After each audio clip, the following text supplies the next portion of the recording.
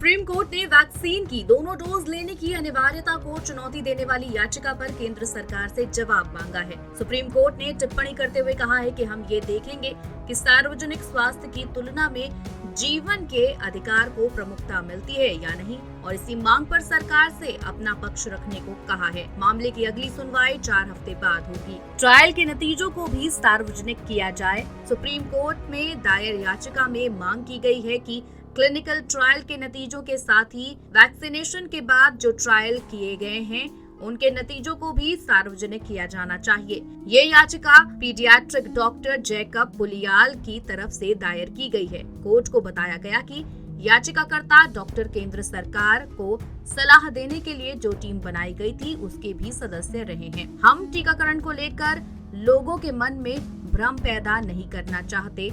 Supreme court सुनवाई के दौरान सुप्रीम कोर्ट ने याचिकाकर्ता की तरफ से पेश हो रहे वकील प्रशांत भूषण से कहा, हम आपकी याचिका पर नोटिस कर रहे हैं, लेकिन हम टीकाकरण को लेकर लोगों के मन में भ्रम पैदा नहीं करना चाहते हैं, क्योंकि वैक्सीन को लेकर भ्रम पहले से ही समस्या पैदा कर रहा है। कोर्ट ने टिप्पणी करते हुए पूछा कि जब देश में पहले ही 50 करोड़ से ज्यादा लोग वैक्सीनेशन ले चुके हैं, आपकी ये याचिका बाकी लोगों के मन में संदेह पैदा नहीं करेगी। वकील प्रशांत भूषण ने कहा कि ये दुनिया में पहली बार हो रहा है जब लोगों को ट्रायल के बिना पूरी जानकारी के इस तरीके से बड़े पैमाने पर वैक्सीनेशन का कार्यक्रम चलाया जा रहा है। ऐसे में लोगों की सहमति का क्या? इस तरीके की याचिकाएं क्या भ्रम को और नहीं बढ़ाएंगी? सुप्रीम कोर्ट ने प्रशांत भूषण से पूछा कि क्या आप ये चाहते हैं कि हम वैक्सीनेशन के कार्यक्रम पर रोक लगा दें? इस पर प्रशांत भूषण ने कहा